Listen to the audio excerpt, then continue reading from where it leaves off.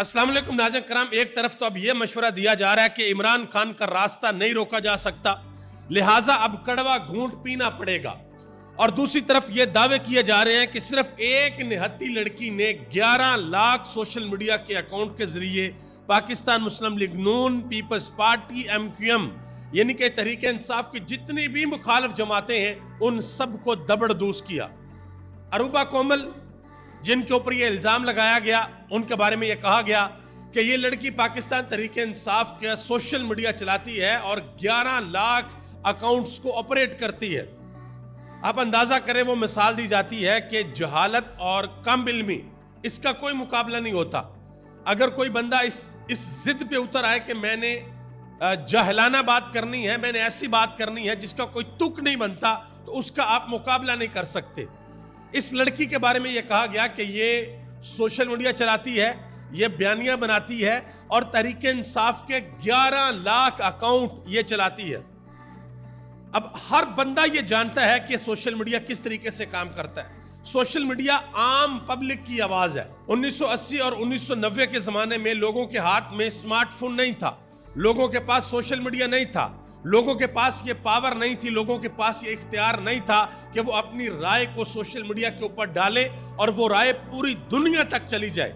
लेकिन आज के जमाने में है, और आज के जमाने में किसी जमात को 10 लाख बंदा सपोर्ट करे या 10 करोड़ बंदा सपोर्ट करे, वो अलग-अलग लोग हैं जो सपोर्ट करते हैं। और ये कहना कि एक निहत्ती लड़की 11 लाख अकाउंट ऑपरेट कर रही है, आप यकीन करें, ये कहा किसने? सेनेटर हाजी जनाब मोहतरम इज्जत माब अफानुल्लाह खान साहब, नून लीग के सेनेटर हैं। अच्छा, वो इसके ऊपर रुके नहीं है, उन्होंने ये भी बताया कि ये किस तरीके से काम करती हैं। उन्होंने कहा कि वो लोग जो ये बोल रहे हैं कि एक बंदा कैसे 11 लाख अकाउंट चला सकता है, तो इसका बड़ा सादा सा जवाब है, सुनिएगा। अब जरा जवाब सुनिएगा, आप यकीन करें कि वर्ल्ड रिकॉर्ड बन गया इस जवाब से। कहते हैं कि आसान अल्फाज में एक सुपर अकाउंट होता है जिसमें ये 11 लाख अकाउंट डाले जाते हैं। सुपर अकाउंट से फिर एक वक्त में हजारों लाखों ट्वीट होती हैं, यानी कि सुपर अकाउंट से एक वक्त में हजारों लाखों ट्वीट होती हैं। इसलिए अक्सर आप देखते हैं कि कंटेंट मिलता जुलता होता है। बड़े शैतान हैं ये लोग, डिजिटल दहशतगर्दी नामंजूर। एक अरूबा कोमल ने आपके साथ ये कर दिया, आप भी इस तरह की 2, 4, 6, 8, 10, बल्कि आपके पास तो पैसा ज्यादा है, नून लीग वाले इस तरह की 1000 लड़कियों को बैठा लें, टीम बना दें और 1000 को फिर मल्टीप्लाई कर दें आप 11 लाख के साथ। आप तो मेरा ख्याल है दुनिया, ये जमीन, मरीख, जुपिटर, आप तो पता नहीं कहां कहां तक आपकी मकबूलियत चली जाएगी। आपको तो अंदाजा भी नहीं इस बात का। ये जो फॉर्मूला आपने दिया है, एक बड़ी जबरदस्त बात की है समीना पाशा ने इस हवाले से। उन्होंने कहा कि नून लीग सोशल मीडिया का मुकाबला गालियों से करना चाहती है। ये ऐसा ही है कि जैसे आप समुंदर का मुकाबला थूक से करें। आप थूक फेंकें और आप ये कहें कि मैं इस समुंदर का मुकाबला कर लूंगा या कर लूंगी, मैं इसको रोक लूंगी। ये मिसाल है। तो अब आपने कमेंट बॉक्स में बताना है कि क्या ऐसा पॉसिबल है कि एक लड़की 11 लाख अकाउंट चलाए और एक जमात का बयानिया बना दे। और दूसरी तरफ हमारे हमसाए में देखें, इंडिया की इस वक्त जो IT की एक्सपोर्ट है वो 193 बिलियन $US तक पहुंच चुकी है। और हमारे यहां पे कि जी एक बच्ची 11 लाख अकाउंट चला रही है और पूरी जमात का सोशल मीडिया हैंडल कर रही है। आगे आ जाए जी, एक और बड़ी अहम खबर है।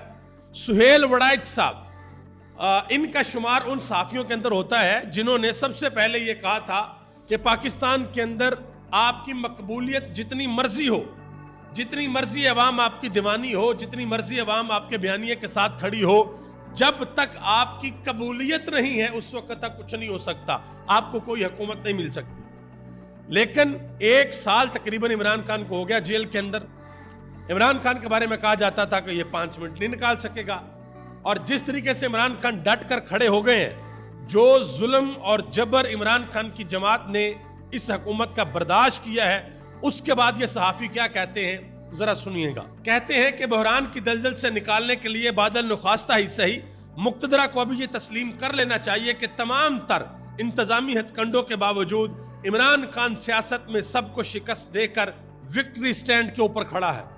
इमरान खान सियासत में सबको शिकस्त देकर विक्ट्री स्टैंड के ऊपर खड़ा है।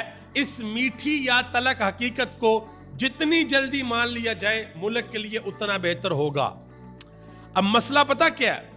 मसला ये है कि ये इसको आप मीठी हकीकत कहें या कड़वी हकीकत कहें, ये आपको पहले दिन से मालूम थी, लेकिन आपको लगा नहीं, डर जाएगा, भाग जाएगा, कंप्रोमाइज करेगा, झुक जाएगा। वो नहीं झुका, वो नहीं डरा, उसने कंप्रोमाइज नहीं किया। और सुहेल बड़ाई साहब आगे एक और बात लिखते हैं, कहते हैं कि पॉपुलर इमरान खान को हुक्मरान इमरान खान ही हरा सकता है, बिल्कुल उसी तरह जैसे मजलूम पीपल्स पार्टी को हुक्मरान पीपल्स पार्टी ने पंजाब में खत्म कर दिया था, या फिर वोट को इज्जत दो वाली नून लीग को शहबाज शरीफ की 16 माह की हुकूमत ने खुद ही धोनी दे दी थी। इनकी इस बात से मैं 100% मुत्तफिक हूं कि आप अगर ये कहें कि आप किसी पॉपुलर पार्टी को जोर जबरदस्ती से जुल्म और जबर करके खत्म कर देंगे तो ये नामुमकिनात में से है। सियासत में उस वक्त कोई पार्टी या बंदा खत्म होता है जब आपको मौका मिलता है और आप परफॉर्म नहीं करते, आप डिलीवर नहीं करते, आप जो वादे जो बातें लोगों से कमिट करके आते हैं वो आप नहीं कर पाते। फिर लोग कहते हैं कि भाई खल्ली बल्ली, आपने बहुत बातें की थी लेकिन आप कर कुछ नहीं सके। तो यह बात बिल्कुल ठीक है कि इमरान खान की सियासत और मकबूलियत उस वक्त नीचे आ सकती है जब इमरान खान का जो मैंडेट मिला वो उसको दिया जाए और वो परफॉर्म ना करे, अदरवाइज कुछ नहीं हो सकता।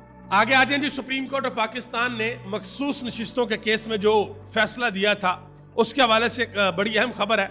इलेक्शन कमीशन ऑफ पाकिस्तान ने मजीद अरकान सूबाई असम्बली को पाकिस्तान तहरीक इंसाफ का मेंबर डिक्लेयर कर दिया है, नोटिफिकेशन कर दिया है। खैबर पख्तूनख्वा के 91 में से 58 मेंबर्स को, पंजाब असम्बली के 105 में से 29 और सिंध असम्बली के 9 में से 6 अरकान असम्बली को मेंबर करार दिया।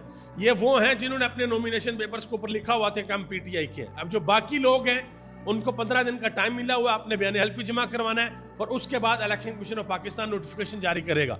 लेकिन इलेक्शन कमीशन ऑफ पाकिस्तान ने क्या किया है, वो चला गया सुप्रीम कोर्ट के पास कि जी हमारी जो है वो मामलत कीजिए, में बताया जाए, कुछ बहाम है। अब सुप्रीम कोर्ट बड़े अच्छे तरीके से बहाम उनके दूर करेगी।